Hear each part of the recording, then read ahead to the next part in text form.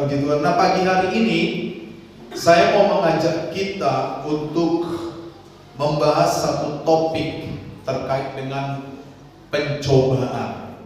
Ya, lebih khusus kepada apakah Tuhan itu mencobai atau tidak. Karena di dalam kehidupan praktis kita, ya beberapa kali saya dengar kalimat bahwa kira-kira seperti ini, ya ini pencobaan dari Tuhan, ya kan, dijalani saja. Apakah benar Tuhan mencobai orang-orang atau seperti apa? Supaya kita sebagai orang percaya memiliki pemahaman yang benar tentang pencobaan. Nah, ini yang mau saya bahas. Jadi saudara, mari kita buka Alkitab kita di dalam kitab Yakobus.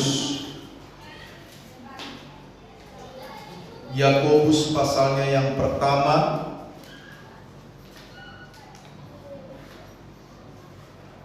Kita baca ayat 12 sampai ayat 18. Yakobus pasalnya yang pertama, kita baca ayat 12 sampai ayat 18. Ya, saya akan baca. Saudara perhatikan di Alkitab saudara semua. Saya akan baca dari terjemahan baru 2. Ya, berbahagialah orang yang bertahan dalam pencobaan. Sebab apabila ia sudah tahan uji, ia akan menerima mahkota kehidupan yang dijanjikan Allah kepada orang-orang yang mengasihi Dia. Apabila seorang dicobai, janganlah ia berkata, "Aku sedang dicobai oleh Allah." Sebab Allah tidak dapat dicobai oleh yang jahat, dan Ia sendiri atau Allah sendiri tidak mencobai siapapun. Namun tiap-tiap orang dicobai oleh keinginannya sendiri, karena ia diseret dan dipikat olehnya. Apabila keinginan itu telah dibuahi, ia melahirkan dosa. Apabila dosa itu sudah matang, ia melahirkan maut. Saudara-saudaraku yang terkasih, janganlah sesat. Setiap pemberian yang baik dan setiap anugerah yang sempurna datangnya dari atas, turun dari Bapa segala terang. Padanya tidak ada perubahan atau bayangan karena pertukaran. Atas kehendaknya sendiri Ia telah menjadikan kita oleh firman kebenaran, supaya kita pada tingkat yang tertentu menjadi anak sulung di antara semua ciptaannya. Ya, nanti bantu saya aja. Next, karena di sini nggak bisa monitor saudara ya. TV kita rusak. Tadi pas saya hidupin tiba-tiba meledak. Jadi nggak bisa saya pantau. Ya, nah seperti yang tadi saya katakan saudara, ada pandangan yang salah di dunia ini, ya pandangan yang sudah sangat umum kita terima, ya terlepas kita orang Kristen atau bukan orang Kristen. Pandangan itu adalah bahwa pencobaan itu berasal dari Tuhan. Ya, saya katakan sekali lagi bahwa ini adalah pandangan yang salah, tetapi terlanjur melekat di dalam benak kita, terlanjur menjadi pemahaman bagi kita. Itu sebabnya nanti di dalam percakapan sehari-hari, baik kepada orang Kristen maupun kepada bukan Kristen, sering kita mendengar, ya sudahlah, ini pencobaan dari Tuhan, dijalani saja. Ya. Nah, kita mau luruskan pemahaman ini karena kita tidak ingin memiliki pemahaman yang salah terkait pencobaan. Next.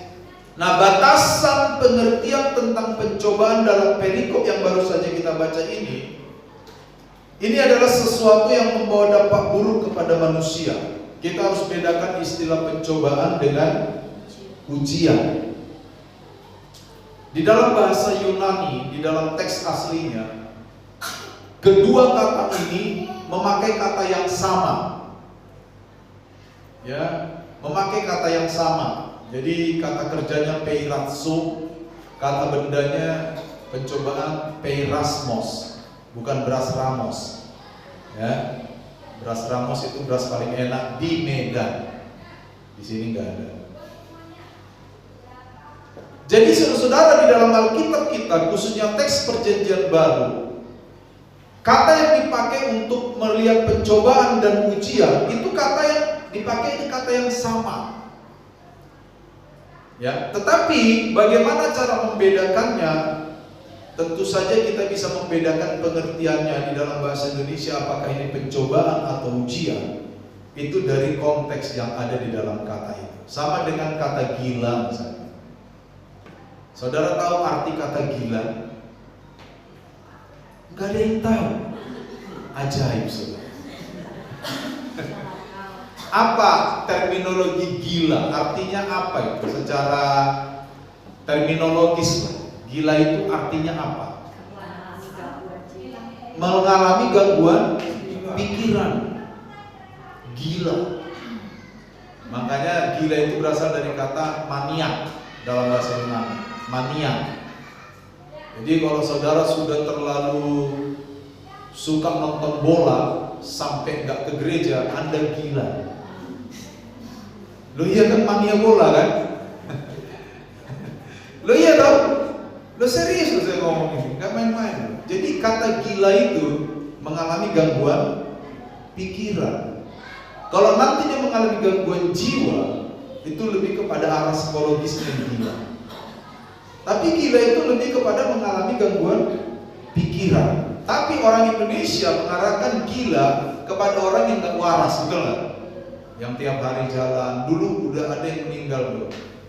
Ya, siapa dulu yang perempuan suka lewat? Jena. Ya, Jena. Ada lagi yang kecil yang jalan sampai utang jalan kaki. Lupa saya. Ya, kabarnya Jena sudah tidak ada ya. Meninggal apa nggak ada? Meninggal. Baik. Ya. Jadi orang Indonesia lebih mengarahkan gila secara terminologis kepada orang yang tidak waras, betul? Tapi kalau Pak Yakub bisa lompat pagar yang tingginya 3 meter, saya juga bilang gila Pak Yakub. Betul nggak? Gila. Iya kan? Sama-sama menggunakan kata gila. Tapi gila yang pertama, ya kita tahu orang yang tidak waras. Gila yang kedua orang yang hebat, bertolak belakang, Pak. Jadi kata gila yang kita pakai kita mengerti dari apa? Dari konteks yang ada. Ya kan? Nggak mungkin Pak Yakub lompat tembok 3 meter lalu kita bilang nggak waras. Nggak mungkin. Gila. Hebat. Kan gitu kan? Sama dengan kata peirasmos tadi. Di dalam teks aslinya kata peirasmos itu bisa berarti pencobaan, bisa berarti ujian. Tetapi di dalam teks yang kita baca ini, kata peirasmos itu mengarah kepada pencobaan. Nah, pencobaan itu apa? Kan begitu kan? Pencobaan itu adalah segala sesuatu yang membawa dampak buruk bagi kita. Itu pencobaan.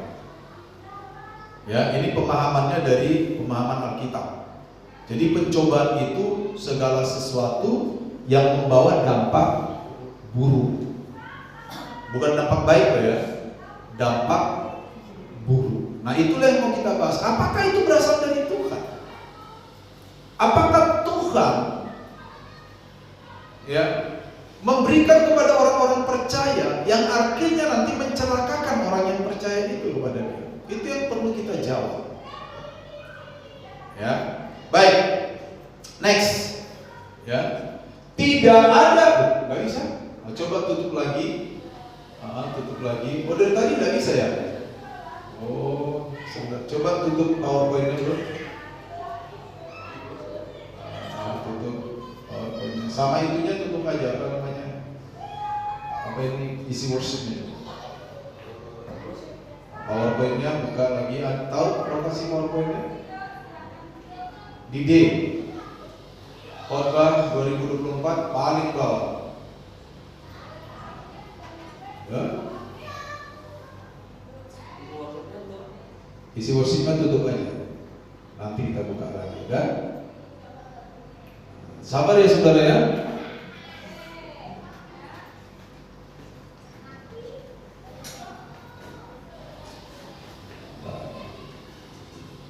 Dia freeze ya. Coba buka foldernya.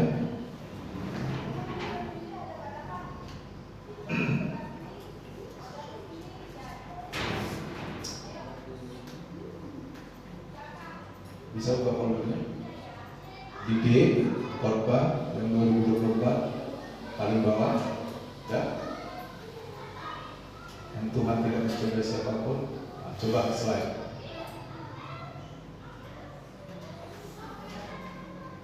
Nah, next.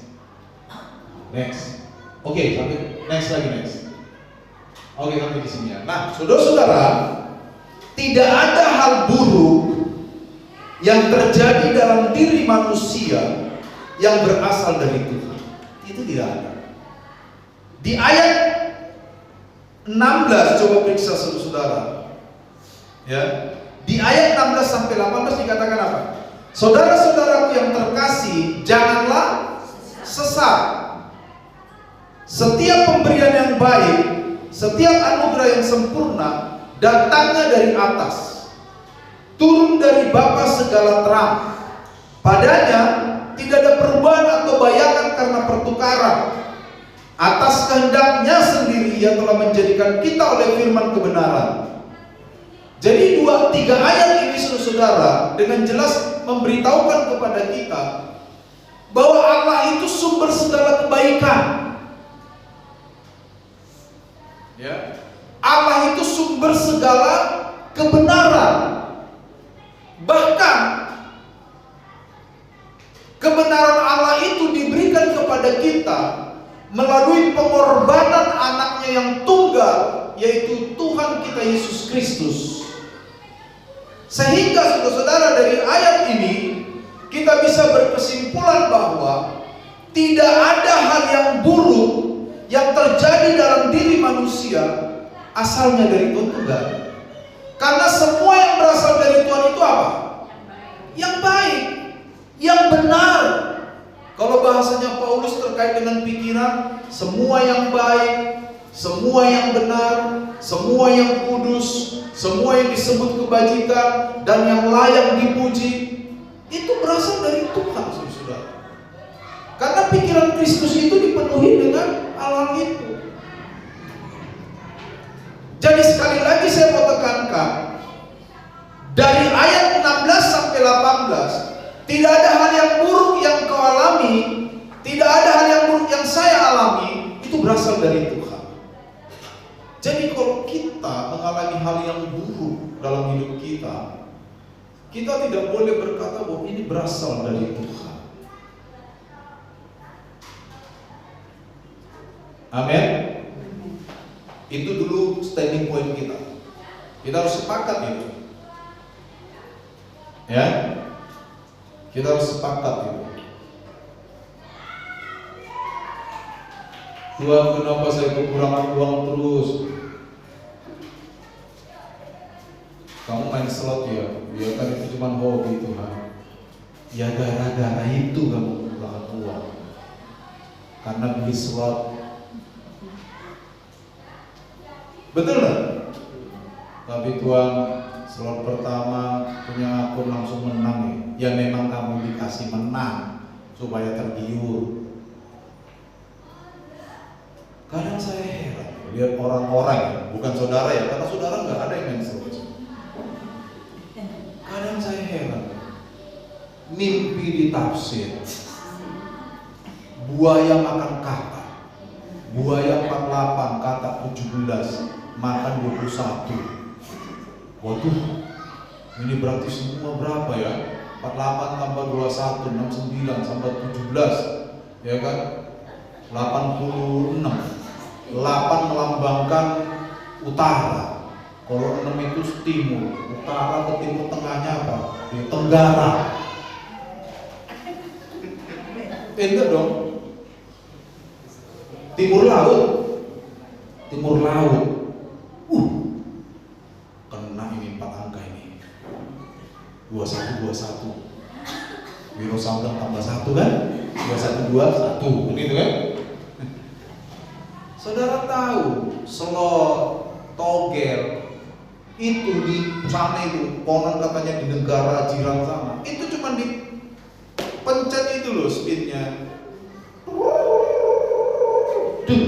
33. Ya itu di seluruh Asia itu muncul itu. Nah, sekarang mimpi siapa yang mau saudara tak jadikan patokan itu? Di rumah aja 6 orang mimpinya beda-beda, tapi masih tetap aja tuh buku segini penuh dengan tafsir mimpi. Gambarnya aneh-aneh lagi. Masa ada cicak manjat pohon makan mangga?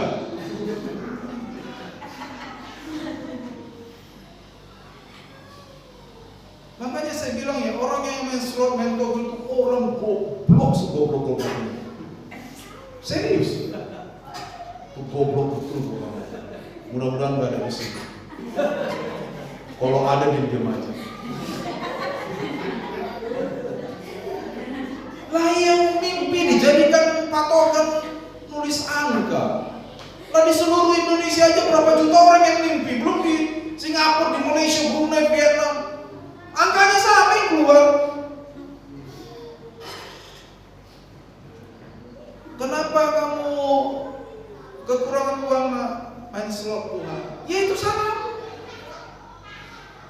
Itu bukan karena Tuhan. Amin saudara. Kita lanjut dulu next. Nah di ayat 13 saudara, freeze lagi nih bro. Kenapa ya? Coba tutup lagi deh.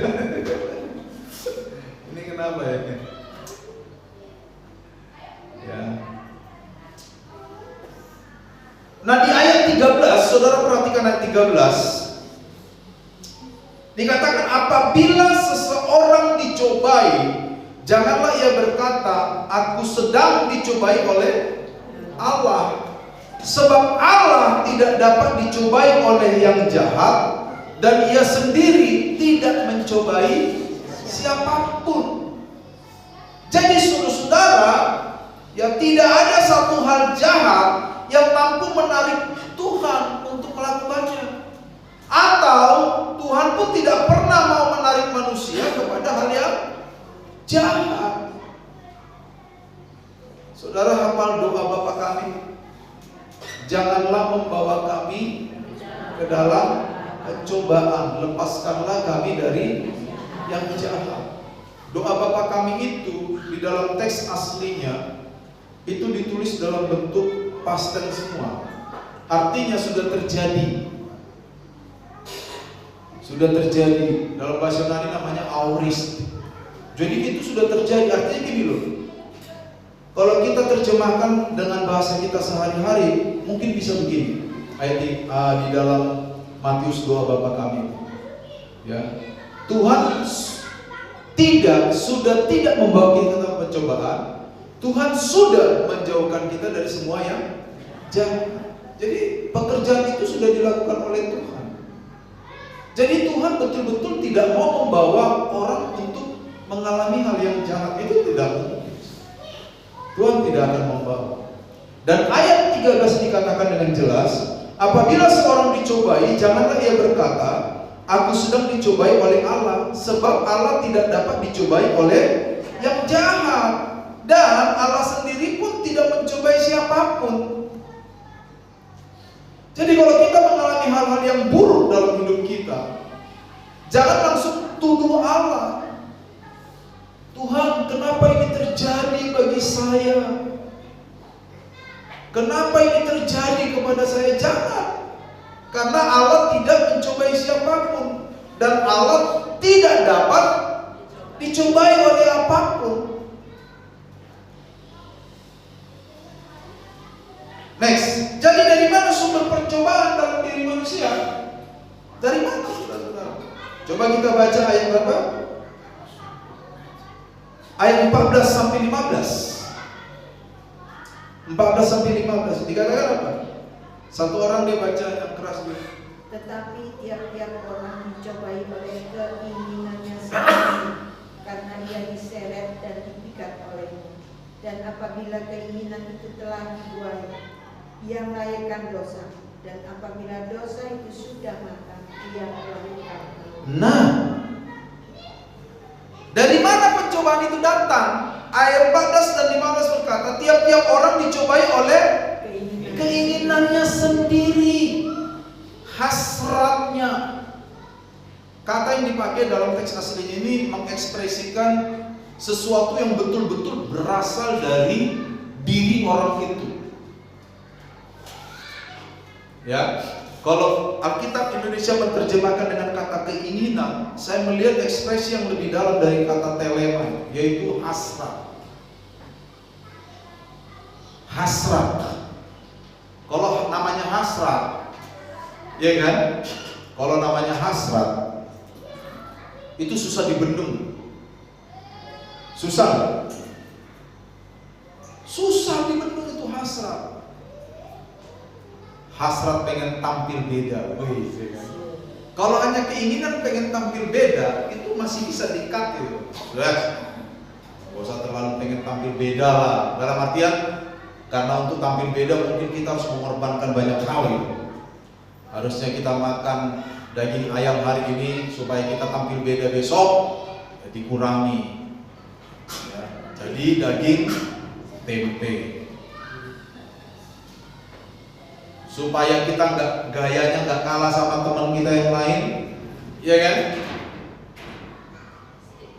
HP kita harus tuh, nggak boleh sebut merek, ya kan? Diganti dengan yang ibu. Kalau kita mampu sih nggak apa-apa loh ya. Tapi saya kan bicara kalau kita nggak mampu. Jadi karena kita pengen tampil gaya lebih dari orang lain, ada istilah di satu daerah di Indonesia, saya nggak usah sebut lah. Ini istilah memang di sana berlaku. Bukan berlaku, maksudnya ada istilah itu. Lebih baik kalah nasi ketimbang kalah aksi. Artinya lebih baik lapar ketimbang nggak tampil gaya. Ada itu. Istilah itu ada. Pernah dengar istilah itu kan? Lebih baik kalah nasi daripada kalah aksi. Jadi wajah mantap, iya. Tapi perutnya jalan. Lama-lama bunyinya bukan perut lagi, gerrrr. Lo hati-hati. Akhirnya masuk UGD gara-gara ger. Lalu kita bilang, Tuhan, cobaan apa lagi yang kau berikan kepada hamba?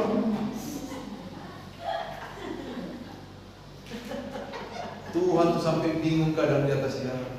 Dia mau nyebut dia Tuhan, ya dia Tuhan kan? Jadi dia nggak bisa sebut dia Tuhan. Kalau kita masih bisa ya. Iya kan? Anakku ini dia yang salah, aku yang dituntut. Hati-hati sih saudara. Salah satu faktor, ini salah satu aja, bukan satu-satunya. Diteliti salah satu faktor yang membuat orang korupsi adalah karena gaya hidup. Makanya banyak orang mengatakan biaya hidup itu sebenarnya murah. Yang mahal adalah gaya hidup. Ya kan?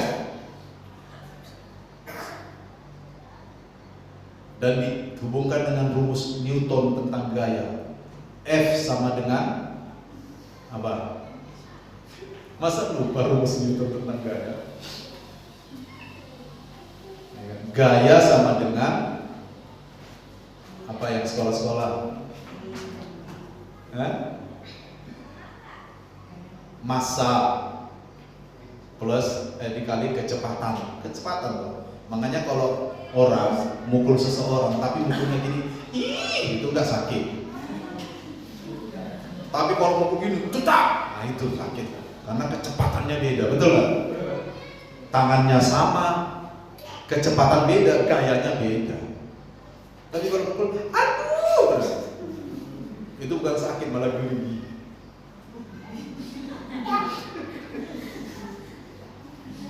Iya kan? Katanya ya,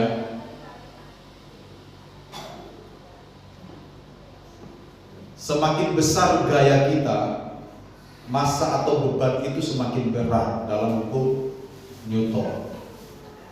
Makanya katanya, kenapa orang-orang bebannya berat? Karena kebanyakan gaya. Begitu katanya orang-orang zaman now, ya kan? Jadi saudara-saudara, dari mana sumber pencobaan itu datang? Dari kita. Itu dia. Coba kita lompat ke pasal 4 ayat 1 sampai 10. Saya akan baca ini dengan cara yang cepat. Perhatikan.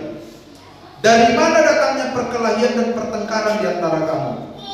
Bukankah datangnya dari hawa nafsumu yang saling berjuang di dalam tubuhmu? Kamu mengingini sesuatu, kamu nggak memperolehnya, lalu kamu membunuh. Ini konteks zaman dulu ya. Kamu iri hati, kamu tidak mencapai tujuanmu, kamu bertengkar, ajak orang berkelahi. Ini kan? Ini ayat firman Tuhan loh. Kamu tidak memperoleh apa-apa karena kamu tidak berdoa. Tapi ada di antara kamu juga berdoa, tapi gak memperoleh juga. Kenapa? Karena doamu kamu minta itu hendak kamu habiskan untuk memuaskan hawa nafsumu. Ini salah berdoanya, betul ini. Berdoa juga, berdoa itu rohani enggak? Rohani, tapi kadang tujuannya gak rohani, gak sesuai dengan kehendak Tuhan. Lalu dikutip lagi Yohanes pasal 15 tentang pokok anggur yang benar. Apa saja yang kamu minta dalam nama Aku akan Aku berikan kepadamu. Ini doa ayat firman Tuhan. Loh, baca dulu bro. Apa yang mendahului ayat itu? Apa mendahului ayat itu? Tinggallah di dalamku dan Aku di dalammu. Lah kamu jauh betul dari Tuhan kok. Nah, amin katanya dalam bahasa Sumba. Oh iya toh, amin dalam bahasa Sumba itu kan wow. Iya kan? Dikutip cuma satu ayat, ayat lainnya dibuang, kok enak? Di sini juga dikatakan kamu memang berdoa, tapi kamu nggak memperoleh jawaban dari doamu. Kenapa? Lah doamu cuma kamu tujukan untuk memuaskan hawa nafsumu kok. Tuhan, coba aku punya sepeda ontel, pasti aku rajin ke gereja. Jalan kaki Tuhan susah, dikasih Tuhan sepeda ontel. 2 minggu rajin, capek juga ternyata naik sepeda. Tuhan, salah itu. Coba aku Tuhan kasih motor, pasti aku rajin. Kasih motor, 4 minggu aja naik motor. Gak enak, panas, kena debu. Tuhan, coba kasih mobil. Ini gak pernah puas ini, nanti lama-lama ya helikopter, jet. Ini entah di mana parkirnya terserah, mau Tuhan kasih dulu lah. Kan untuk memuaskan hawa nafsu terus kan? Betul? Ya memang untuk zaman sekarang pergi ke gereja gak mungkin jalan kaki, udah gak sesuai zaman, kan gitu kan?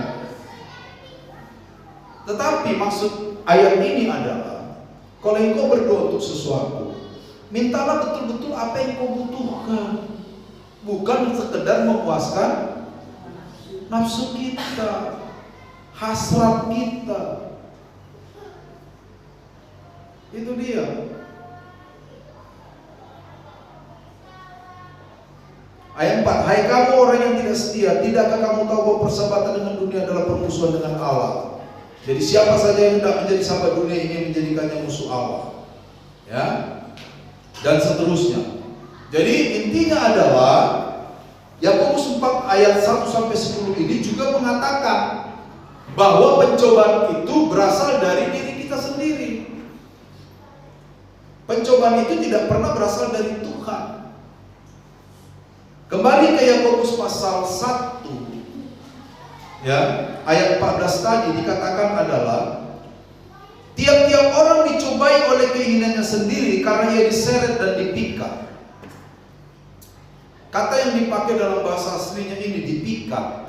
Ini satu kata yang sangat kuat ekspresinya. Dan mohon maaf ya, kata dipikat ini di dalam penggunaannya sehari-hari di negeri Yunani sana itu terkait dengan hubungan antara pria dan wanita. Terpikat, terpesona. Ya. Jadi kata itu yang dipakai di sini, ekspresinya seperti itu. Ekspresi yang lain dari kata dipikat ini seperti seekor kucing yang dipancing. Seperti seekor kucing dipancing dengan ikan asin. Dimanapun di dunia ini, kecuali kucingnya kucing manja, kita bicara kucing kampung ya. Kucing kampung, kalau di depannya ada ikan asin nganggur, itu dia tidak akan melewatkan itu, betul nggak? Nggak mungkin dia lewat melengos, lewatin, nggak akan. Pasti dia makan itu, entah itu udah dikasih racun apa enggak. Kalau dikasih racun nggak berbau kan tetap dia makan. Sama dengan anjing juga gitu. Makanya banyak anjing, kasus anjing di racun, karena racun itu nggak berbau. Tapi yang ditaruh situ apa? Daging kan? Anjing dikasih daging. Ini kita bicara anjing kampung ya, bukan anjing Snoopy yang bulunya panjang terus tidurnya di kamar. Bukan. Jadi kalau dia dikasih daging, itu dia dipikat oleh daging itu. Dan dia 100% tidak akan melewatkan daging itu. Nah, kata itu yang ada di sini. Hasrat kita itu memikat kita. Kita semua lah, nggak usah ngomong si A, si B, atau jemaat atau pendeta. Semua kita sama, betul nggak? Punya hasrat, betul? Ada yang tidak punya hasrat di sini? Nggak ada yang ngaku? Semua punya keinginan kan? Dan keinginan itu seringkali memikat kita dan kita nggak mampu lepas dari pikatan itu. Tapi persoalannya adalah apa yang memikat kita itu membawa kita ke dalam perbuatan dosa. Akhirnya muncullah yang namanya pencobaan. Betul? Ayo, kenapa saudara membalas orang yang menyakiti saudara? Alasan utamanya apa? Gak usah malu, kita sedang berbicara tentang psikologi spiritualisme. Kenapa kita membalas, cenderung membalas orang yang menyakiti kita? Hah? Dendam, hasrat, apalagi? Karena dia Pak manis di bibir, memutar kata. Malah dia bilang akulah segala penyebabnya. Iya kan? Kenapa? Salah satunya alasan yang paling utama dihubungkan dengan ilmu rohani dan psikologi adalah kepuasan. Betul? Kita puas melihat orang yang menyakiti kita tersakiti juga. Makanya muncul kata-kata, saya sih orangnya baik. Kalau kamu sakiti saya, 10 kali bisa saya balas kamu lebih sakit lagi. Iya kan? Karena kita puas melihat orang yang menyakiti kita itu sakit. Betul nggak? Dan itu bahkan masih dialami oleh banyak anak Tuhan. Ingin memuaskan hasrat. Saya tanya, kita bawa kepada contoh-contoh yang harian. Iya kan? Kalau kita tidak tertarik pada sesuatu, apakah kita akan berusaha mendapatkan sesuatu itu? Ya udahlah, ngapain? Iya kan? Sama dengan keinginan. Bagaimana supaya kita tidak terjebak kepada keinginan-keinginan yang salah? Caranya cuma satu.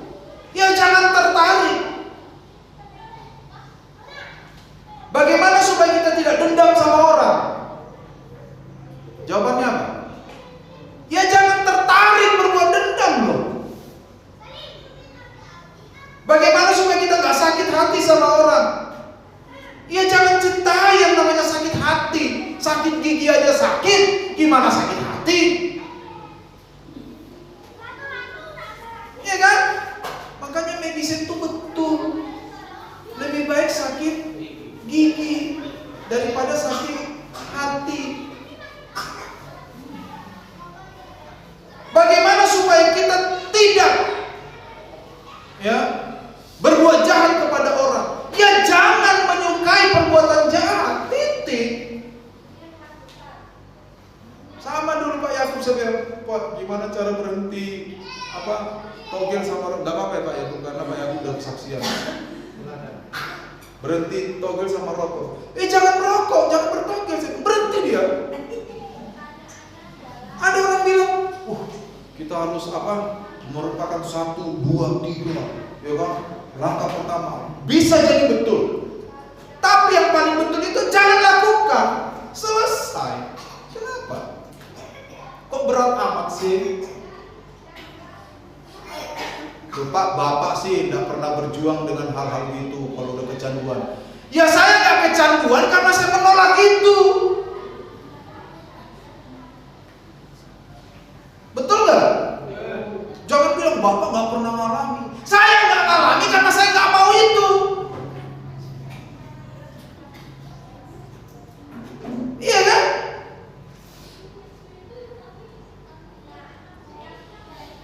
Makanya pencobaan itu datang dari kita sebenarnya, bukan dari mana-mana, bukan dari Tuhan, bukan dari teman, bukan dari keluarga, bukan dari kita sendiri.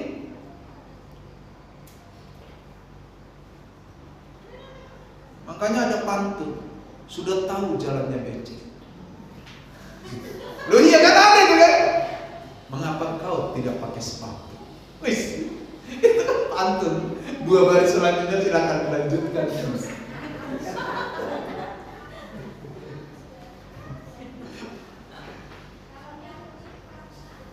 Sudah tahu orangnya cerewet. Mengapa kau mau padaku? Ya sudah.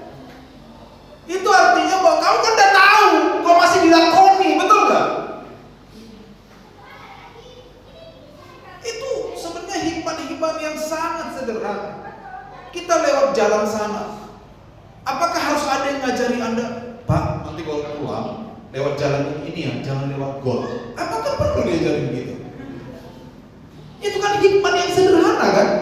Kenapa kita nggak praktekkan itu dalam iman kita? Sesederhana itu.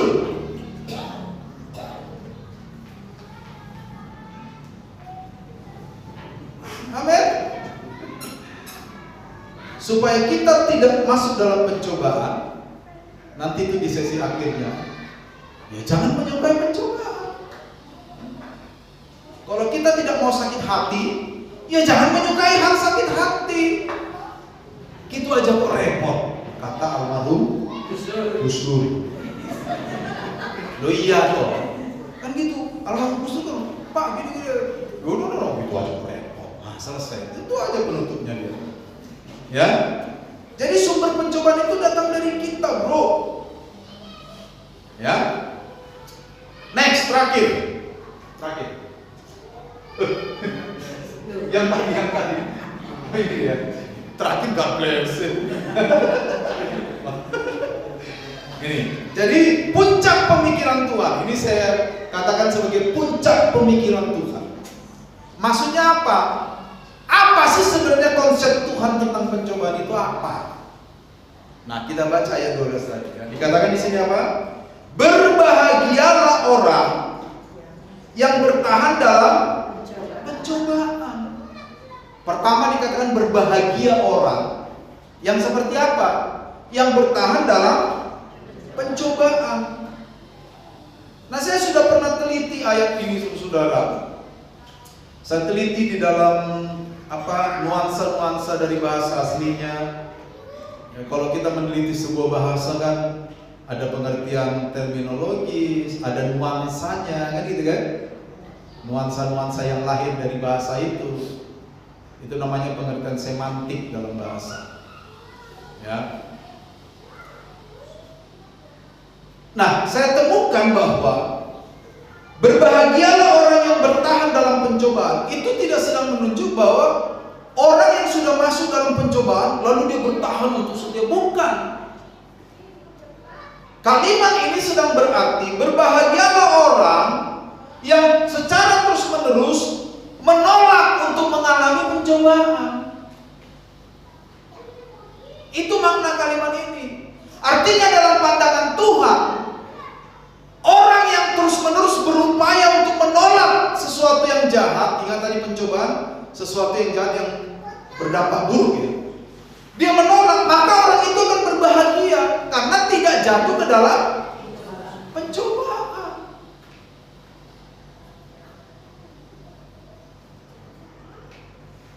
Contoh misalnya, kalau saudara ditangkap polisi naik motor karena nggak pakai SIM, nggak bawa SIM, itu salah Tuhan apa salah saudara? Ada yang mengatakan itu salah Tuhan, itu fix salah Tuhan. Bahasa anak sekarang kan, itu fix salah Tuhan. Ada nggak yang boleh Tuhan boleh nggak disalahkan kalau ditangkap polisi razia dan saudara ditemui tidak memiliki SIM, surat izin mengemudi, taruhlah naik motor SIM C, lalu saudara didenda 500.000. Apakah itu salahnya Tuhan? Itu berdampak buruk nggak buat kita? Buruk, dan itu bisa kita kategorikan sebagai pencobaan. Tapi pertanyaannya, siapa yang bawa kita ke pencobaan itu? Karena kita nggak punya SIM, tapi nekat bawa motor. Semua tahu tuh. Buktinya jawabannya lancar aja deh tadi. Betul nggak? Tapi orang itu nggak berbahagia. Kenapa nggak? Ada orang keluar 500.000. Haleluya. Hari ini saya didenda 500.000 oleh polisi. Puji Tuhan. Ada yang begitu? Dia sedih kan? Harusnya bisa beli beras, harusnya bisa beli lauk pauk, harusnya bisa beli kangkung 200 ikat. 500.000 200 ikat sebuah kangkung. Betul lah? Semua itu akhirnya kita susah. Tapi yang berbahagia adalah mereka yang terus menolak untuk masuk dalam pencobaan. Supaya kita tidak ditangkap polisi waktu bawa kendaraan, apa yang kita lakukan? Punya SIM. Beres nggak? Beres. Nah, itulah tindakan menolak pencobaan. Itu tindakan, dan sama dengan iman. Berbahagialah mereka yang menolak mengalami pencobaan, kata Yesus, kata Tuhan melalui Rasul Yakobus. Artinya, kalau kita tahu dendam itu salah, jangan mau dendam. Ada amin. Kalau kita tahu sakit hati itu salah, yuk ngapain sakit hati? Sakit bisul aja sakit. Dulu teman saya ada di kampus tuh, teman akrab, udah di surga deh sekarang. Justru bisulan. Sakit katanya bisulan. Saya kan gak pernah bisulan. Jadi saya anggap enteng itu bisulan. Kadang-kadang saya colek ini. bisa tegang katanya. Betul ya? Kalau bisul dicolek itu kayak gitu ya, kayak nyetrum ya. Nanti kalau ada jemaat bisulan, tolong beritahu ya. Supaya tidak dicolek. Kan? Ini nih pencobaan ini. Kan kadang-kadang kita nggak sengaja kan, teman kita bisulan tapi dia nggak beritahu, dia kan jaim dan jaga image. Kadang kita bercanda, weh bro, wah, iya kan? Supaya kita nggak iri hati, ini pergumulan kita semua, betul nggak? Ayo, siapa yang sudah lulus untuk tidak iri hati sampai sekarang? Ibu Licu udah gak iri hati. Udah lulus ya? Puji Tuhan. Bagi kita yang masih bergumul supaya kita gak jatuh dalam iri hati, ya jangan sukai iri hati. Kalau sudah ada ganggu iri hati, bilang Tuhan, aku bersyukur buat hidupku. Tuhan, aku terima kasih buat hidupku. Tuhan, kalau ada teman kita sukses, bilang Tuhan terima kasih dia sudah sukses. Itu mengurangi loh. Betul nggak? Tuhan terima kasih hidupku ini berharga, hidupku ini baik. Bilang gitu. Jadi begitu. Jadi berbahagialah orang yang tidak jatuh ke dalam pencobaan. Berbahagialah orang yang bertahan dalam pencobaan. Itu artinya berbahagialah orang yang dengan sekuat tenaga tidak mau atau menolak pencobaan itu. Itu artinya saudara.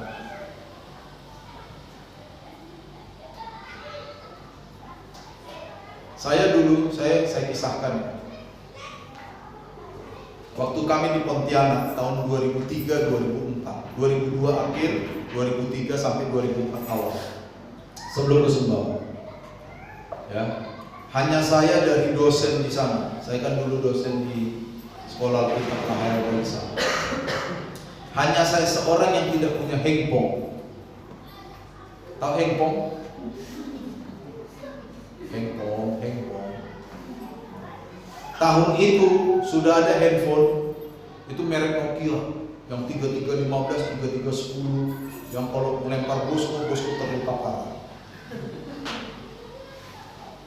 Tapi saudara, satu-satunya dosen cuma saya nggak punya handphone. Kenapa nggak punya handphone? Karena gajinya nggak cukup, gajinya dikit. Saya udah pernah cerita kan, gaji saya cuma berkisar berapa waktu itu? Nggak sampai 1.600.000 tahun itu. Saya potong perpuluhan 60.000, tinggal 540. Saya kasih untuk dana misi 60, tinggal 480. Ongkos saya 1 bulan kali 4.000, 120.000. Karena saya naik angkot terus, 2.000 sekali naik dulu. Bayangkan itu. Karena kondisi keuangan yang seperti itu, saya menahan untuk tidak mau beli handphone. Pengen, iya kan? Kalau beli handphone kan keren kan, kalau jalan di depan mahasiswa, kamu apa kabar? Kan gitu kan?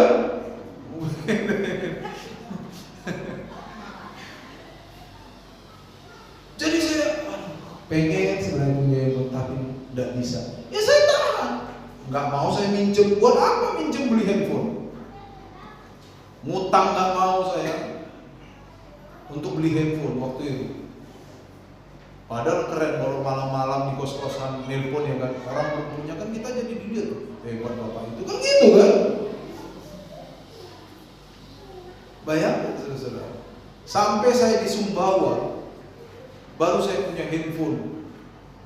Itu pun karena saya dipaksa beli handphone oleh pimpinan saya, dikasih uangnya. Saya belilah handphone pertama saya, Nokia 3315, warna biru. Tahan banting, karena pernah jatuh waktu saya naik motor, tercerai-berai, tetap hidup.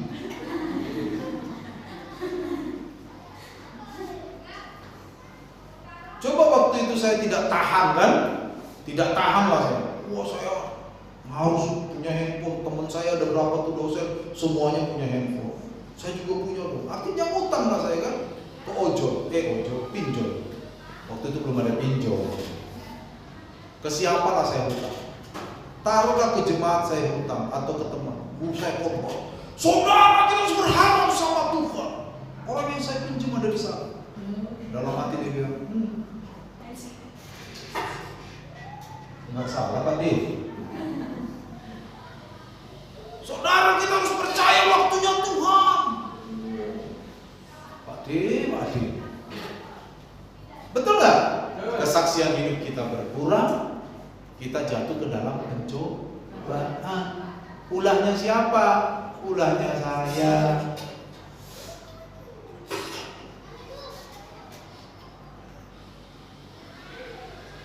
Mengerti ya?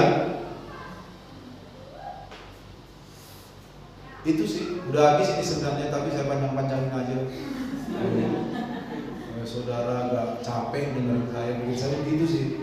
Cuman kok gak capek-capek ya, saya lama-lama capek. Jadi saudara, mari kita terus teliti hati kita supaya kita tidak sampai mengalami yang namanya pencobaan. Tuhan memberkati kita.